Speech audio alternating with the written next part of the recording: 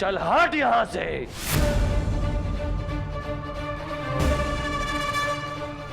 मेरी अनुमति के बिना मेरे कक्ष में प्रवेश करने का दुस्साहस कैसे किया तुमने? मैं साम्राज्ञी हूँ, हस्तिनापुर की कुलवधू, तुम्हारी भाभी हूँ।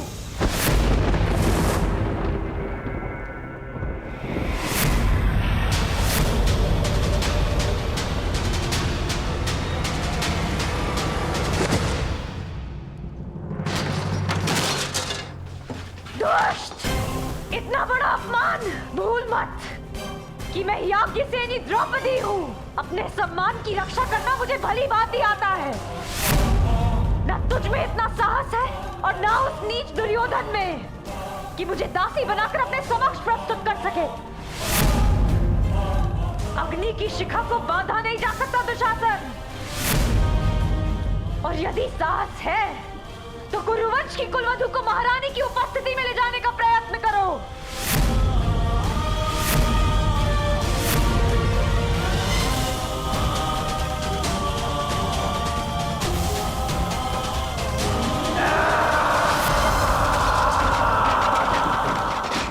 धृतराष्ट्र, अब भी समय है। पुत्र मोह में इतने भी अंधे मत हो जाओ। इस अनर्थ को रोक लो।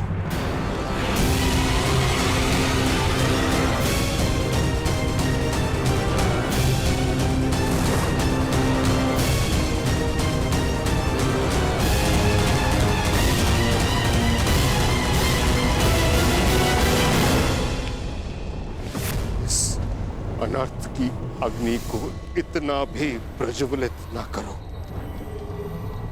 कि समूह कुरुवंश इसमें स्वाहा हो जाए।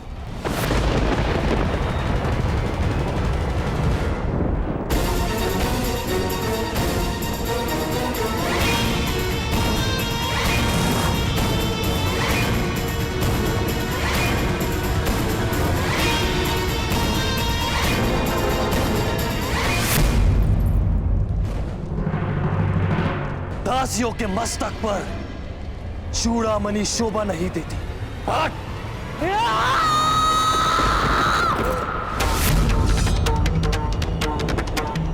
परंतु वीरांगना के हाथ में खड्ग अवश्य शोभा देता है।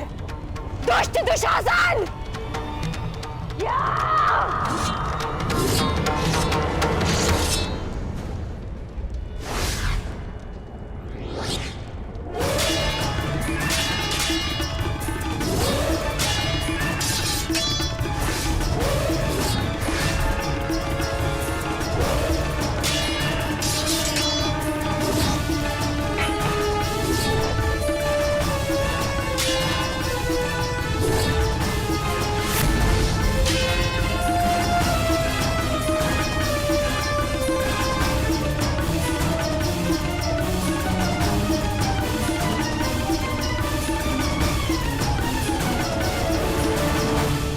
अग्नि के ताप को कुछ की भीति नहीं रोक सकती।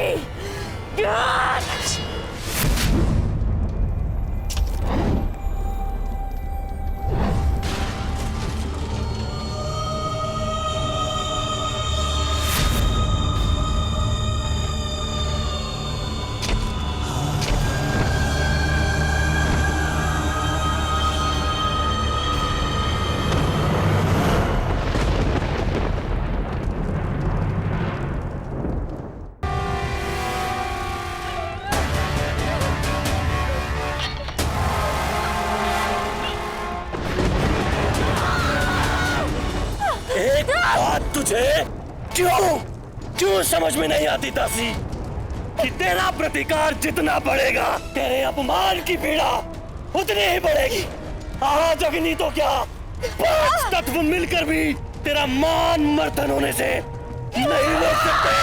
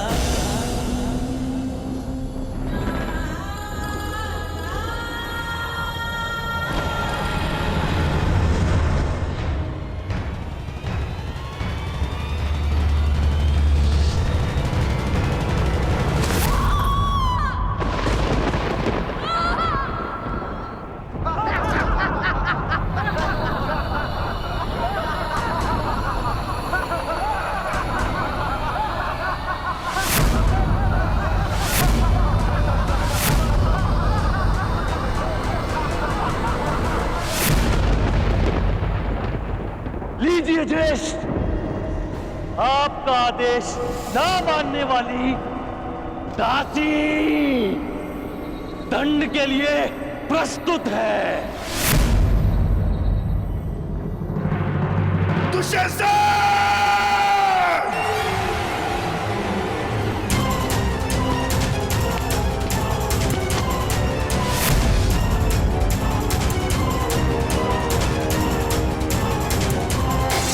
दुशासन! मैं पांडुपुत्र भीम ये प्रतिज्ञा लेता हूं कि जिन हाथों से तुमने द्रौपदी को स्पर्श किया है, मैं उन्हीं हाथों को धड़ से उखाड़कर फेंक दूंगा।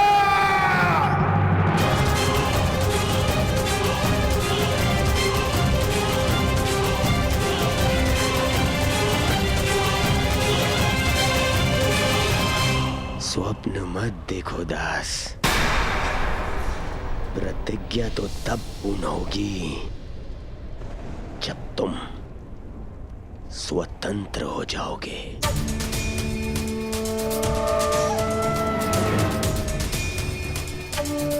अनुज दुशासन,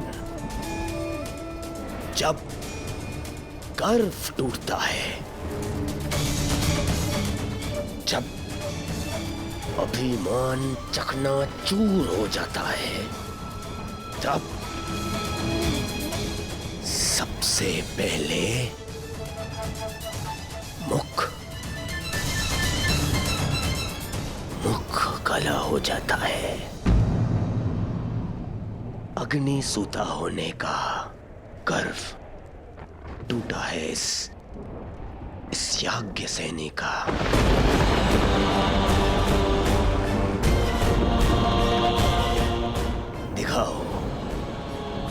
दिखाओ इस दासी द्रौपदी का मुख।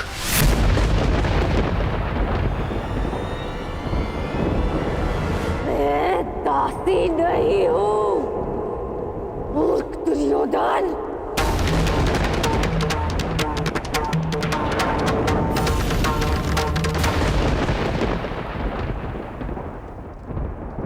मैं साम्राज्ञी हूं। तुम्हारी चौसर पर पड़ा कोई मेरू नहीं जिसे जब जी चाहे उठाकर फेंक दोगे।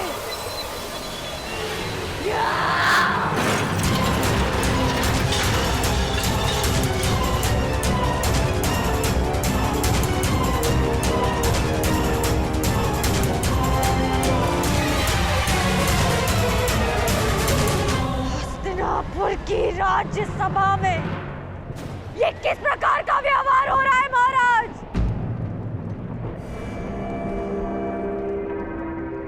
मैं कुरुवंश की कुलवधू हूं, आपके अनुज की पुत्रवधू हूं, कुरु राष्ट्र की प्रतिष्ठा हूं। हस्तिनापुर की लक्ष्मी बनकर मैंने इस नगर में प्रवेश किया था महाराज, और आज मुझे यहाँ इस प्रकार इस सभा में लाया जा रहा है। क्यों महाराज? क्या ये भी कुरुवंश की कोई रीति है?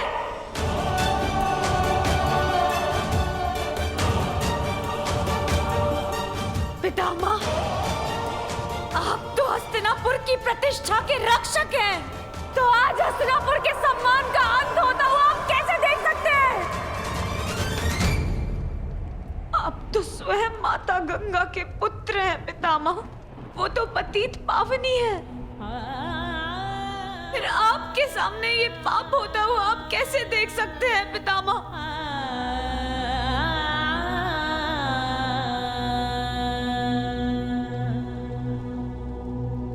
गुरुद्रोण, क्यों हो रहा है मेरे साथ ऐसा व्यवहार?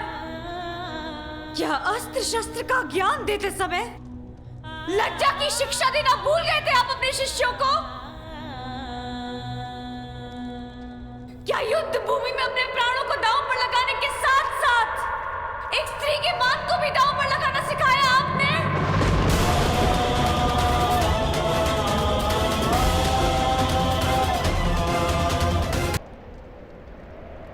आप तो नीति के महान ज्ञाता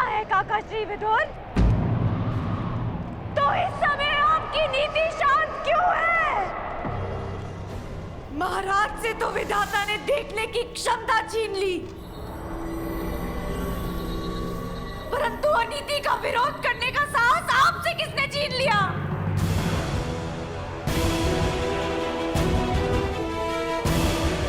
अपनी मन की आंखों से देखिए महाराज, आपके पुत्र किस प्रकार मर्यादा भंग कर रहे हैं।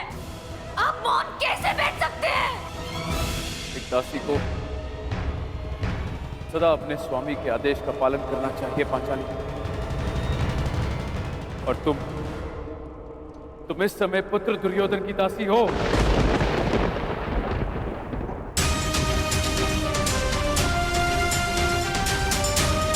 मैं कैसे दासी हो गई?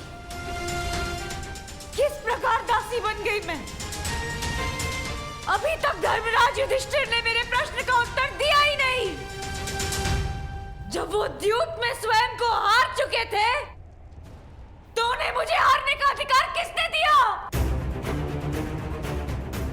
कहते हैं कुरु ध्वज के नीचे धर्म सांस लेता है, तो उसी ध्वज को थामने वालों से मैं ये पूछना चाहती हूँ कि क्या यही धर्म है कि जुए में हारा हुआ जुआरी अपनी पत्नी को भी हार जाए? क्या यही धर्म है?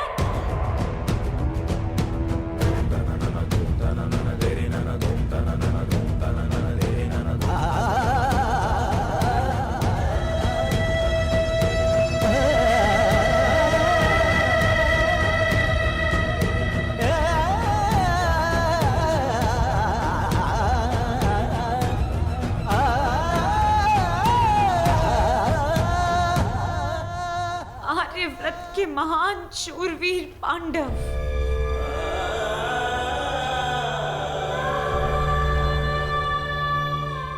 आप सब मुझे कैसे हार गए? अपनी पत्नी को कैसे हार गए?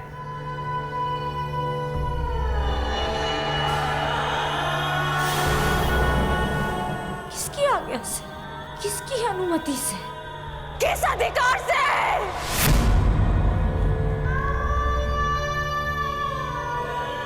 मैं आप पांचों में से किसी एक की नहीं, आप पांचों की पत्नी हूं। इसीलिए आप सभी के अर्धांग पर मेरा अधिकार है, और ये अधिकार किसी भाई के अधिकार से कहीं अधिक है। माना कि आप पांचों भाई हैं, परंतु एक पत्नी का अधिकार परिवार में सबसे अधिक होता है। मनुष्य की मृत्यु पर परिवारजन केवल दुखी होते हैं, परंतु विधवा केवल उसकी पत्नी होती है। पत्नी केवल परिवारजन नहीं, परिवार को आगे बढ़ाने वाली जननी है। उस जननी को कैसे हार गए आप? कैसे?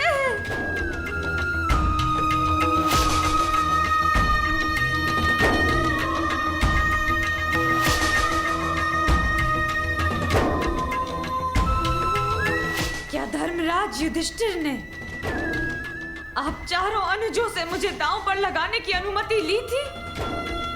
क्या आप चारों कनिष्ठों ने अनुमति दी थी?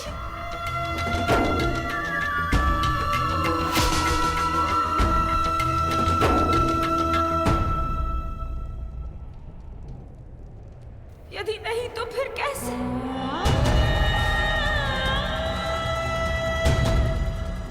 तो फिर कैसे मुझे दांव पर लगाया गया? कैसे मैं दासी बन गई? क्या धर्मराज के धर्म का भाला अपनी धार खो चुका था?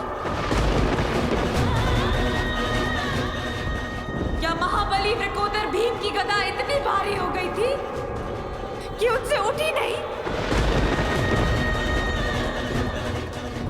क्या महाधनुर्धार अर्जुन अपना गांडीव चलाना भूल गए थे?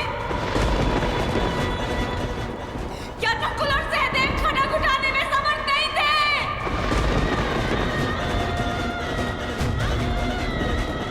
फिर कैसे मेरा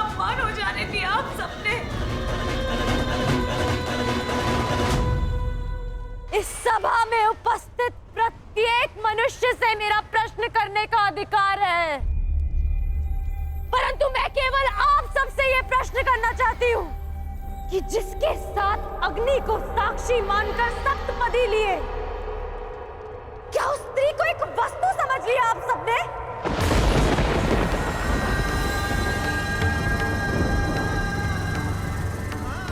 क्या स्त्री एक वस्तु है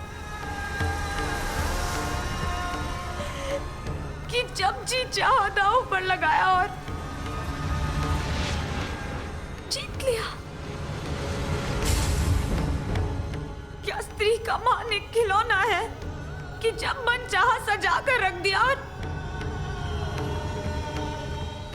और जब मन चाहा पांव तले कुचल दिया? क्या स्त्री का घर पुरुषों की इच्छा पर चलने वाला दास है? क्या स्वयं को श्रेष्ठ सिद्ध करने के लिए धर्म पुरुषों को एक स्त्री का अपमान करने की आज्ञा देता है?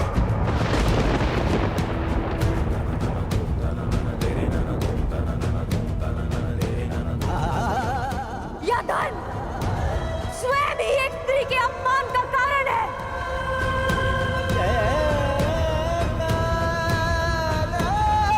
आप पांचों ने भले ही अपने आप को दास स्वीकार कर लिया,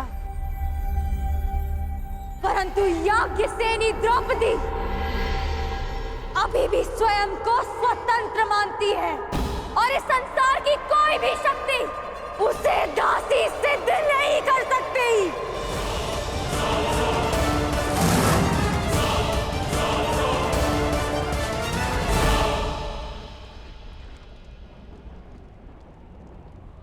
शांत शांत हो जाओ द्रौपदी।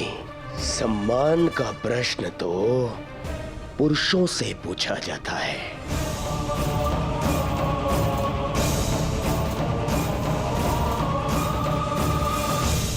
ये पांचों के पांचों नपुंसक है, नपुंसक।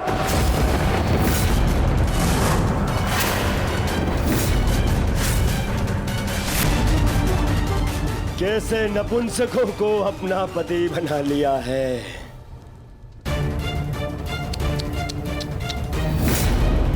मुझे बहुत बुरा लग रहा है। एक काम करता हूं, मैं तुम्हें भी एक अवसर देता हूं। एक अवसर अपना सम्मान बचाने का।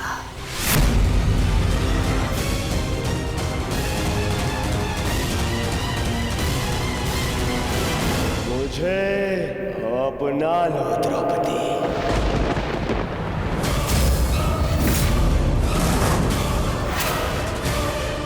मुझसे संबंध बनाओ तो मैं वचन देता हूं, मैं तुम्हारी सुरक्षा करूंगा। मुझसे संबंध बना लिया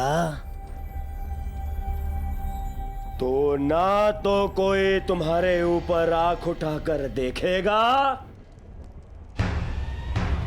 और ना ही मुख उठाकर कोई दासी कहेगा।